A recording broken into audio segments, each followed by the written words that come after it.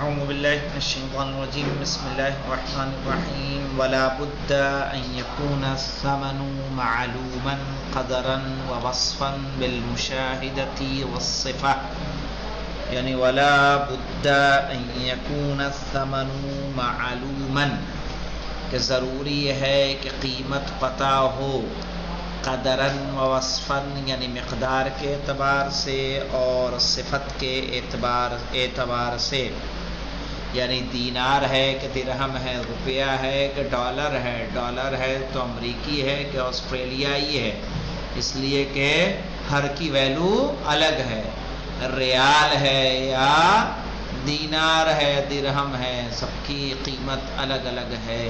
ولا بد ان يكون الثمن معلوما قدرا، قدرا یعنی مقدار پتہ ہو، $2000، $5000، 2 لاکھ روپے، 10 لاکھ روپے، ووصفا اور پتہ ہو کون سی قسم ہے، نیپالی روپیہ ہے کہ انڈین روپیہ ہے کہ پاکستانی روپیہ ہے، تینوں کی ویلو الگ ہے کہ ایک ہے؟ الگ ہے، ایک قوی ہے ایک کمزور ہے۔ تو میں نے کہا 2000 روپے دوں گا، پکڑا تو تمہیں پاکستانی 2000 روپے، تو کیا انڈیا میں اس کی کوئی ویلو رہے گی؟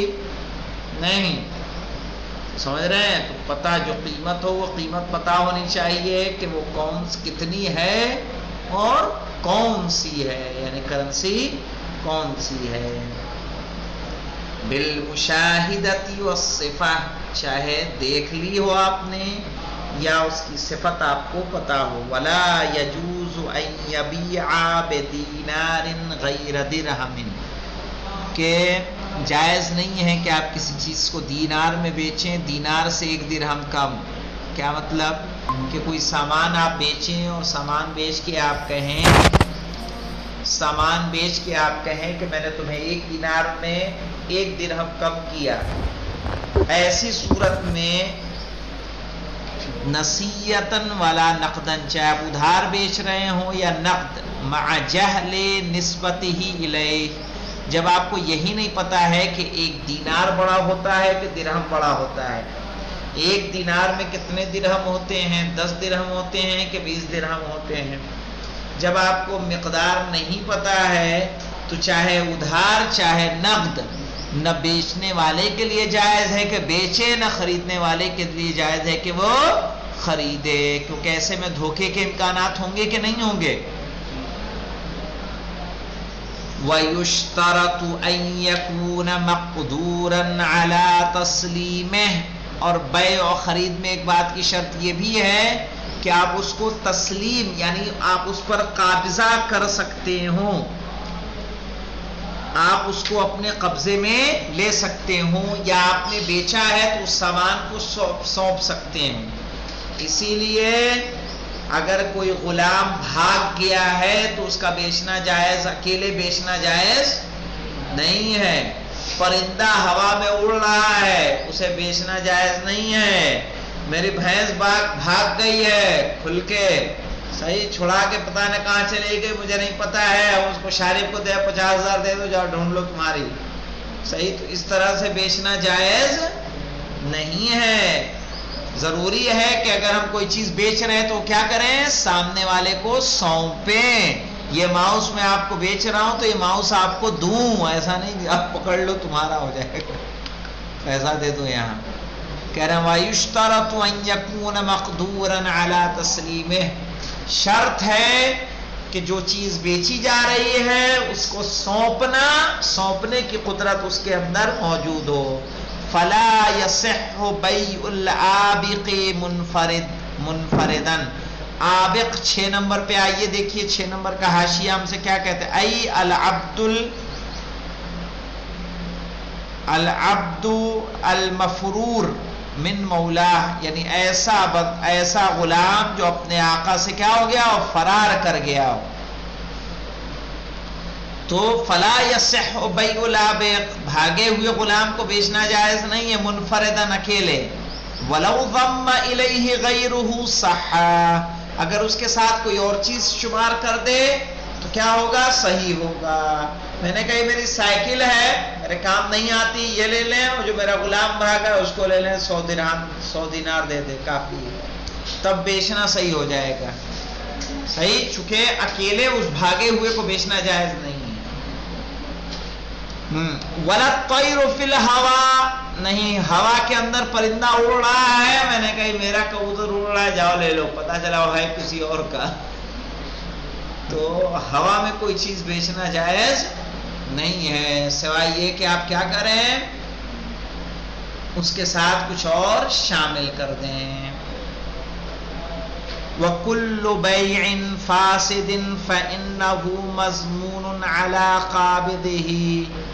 کہہ رہے ہیں ہر بیع فاسد، مثلا بیع فاسد، اگر بھاگے ہوئے غلام کو پکڑ لیا کسی نے، غلام جو بھاگا ہوا ہے تو بیچنا تو جائز ہے نہیں، اگر تب بھی کوئی بیچے تو بیع صحیح ہوگی کہ بیع فاسد ہوگی؟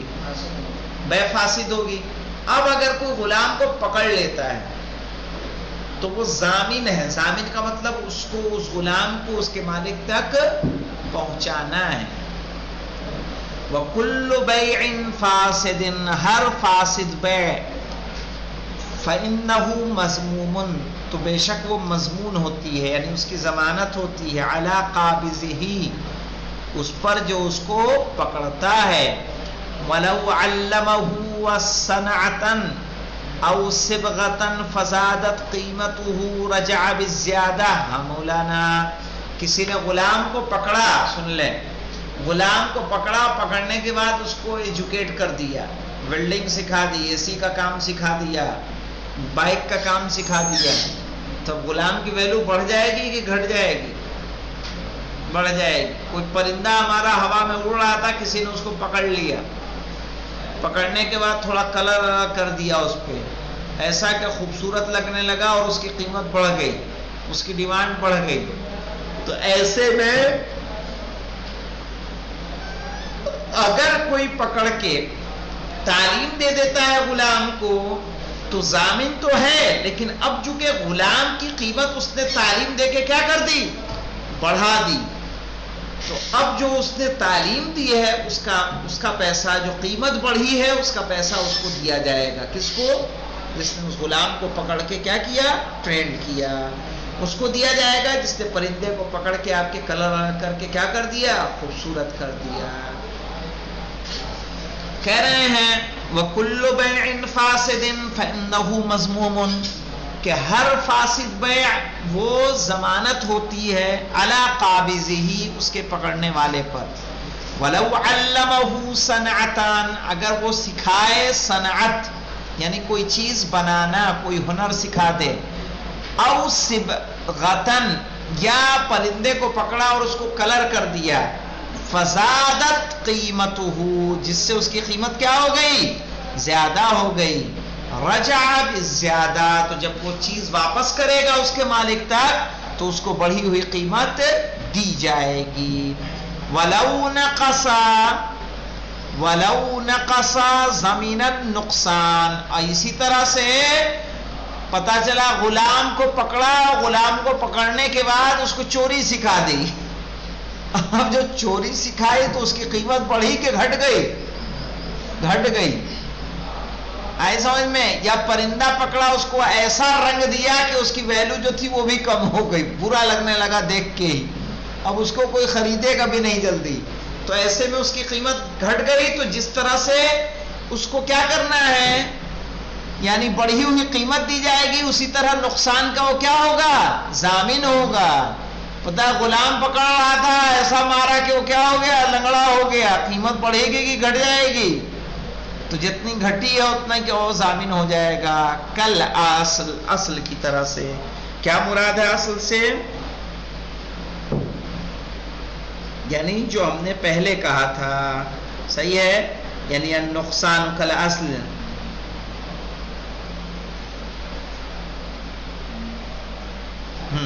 جیسے خریدنے والے پر یہ تھا کہ وہ کیا کر سکتا تھا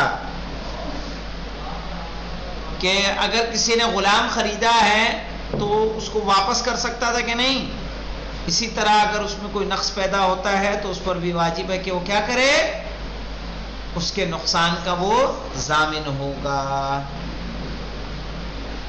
اور ہے اس میں وَإِذَا اخْتَلَفَ الْمُتَبَايَنَانِ، اگر خرید و فروخت کرنے والے دو آدمی اختلاف کر لیں، جھگڑا ہو جائے ان میں، فی قدر الثمن، ٹھیک ہے، قیمت کی مقدار میں کہ اس کی اتنی قیمت ہے، فالقول قول البائع ان کان باقیا وقیل ان کان فی یدہ، وقول المشتری ان کان تالفا وقیل ان کان فی یدہ.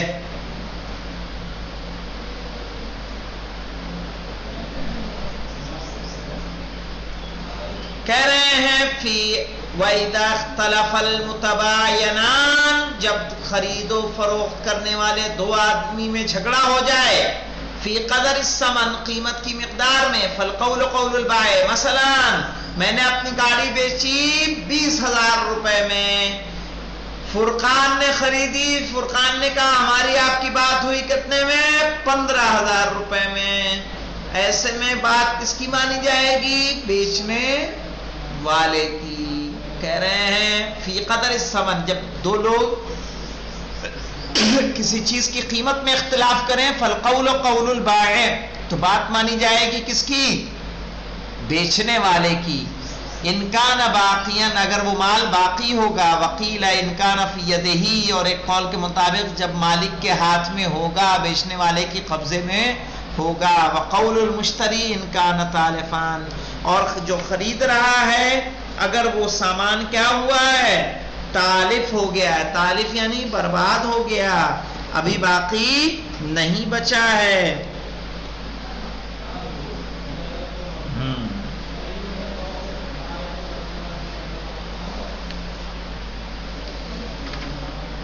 کہہ رہے ہیں وقول المشتری ان کان تالفان، اگر وہ میری گاڑی برباد ہو گئی، چوری ہو گئی، صحیح، اب اس قیمت میں اختلاف ہو رہا ہے، تو بات کس کی مانی جائے گی؟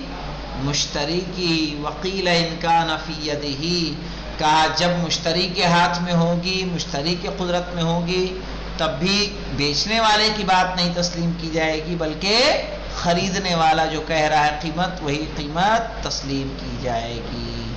اس کو دیکھیے گا انشاءاللہ فصل رابع خیار کے متعلق کل پڑھا جائے گا. الحمدللہ رب العالمین.